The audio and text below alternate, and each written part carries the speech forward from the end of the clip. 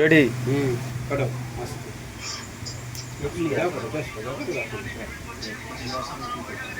হ্যাঁ ওটা একটা ঠিক আছে।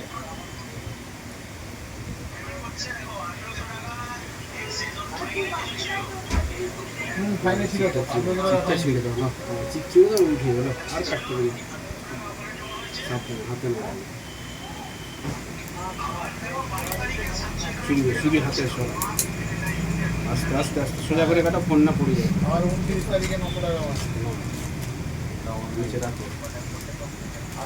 আগের মাসটাই তো এত ঘটনা ঘটে। ওর মোটামুটি হাতে নিয়ে মোটামুটি ওর আগের মাসে ইএমআই ছিল 3/8 ও 3/8 একটা পেমেন্ট করেছিল, ইএমআই অ্যামাউন্টটাই করেছিল। এটা ইএমআই অ্যাডজাস্ট না হয় এক্সেস পেমেন্টে অ্যাডজাস্ট হয়ে গেছে। সেই পেমেন্টটাই আবার 4 তারিখে অটো অ্যাডজাস্ট হয়ে 1805 টাকা যেটা ওর ফাইন পড়েছিল, ফাইনে কাটা হয়ে গেছে। বাকি টাকাটা ইএমআই অ্যাডজাস্ট হয়ে গেছে। দেওয়ার পরে 900 টাকা ও আবার মাসের শেষে মারছে। তাহলে 900 টাকা কি ওকে কাস্টমার আবার দিয়েছিল? কোথা থেকে মারলো?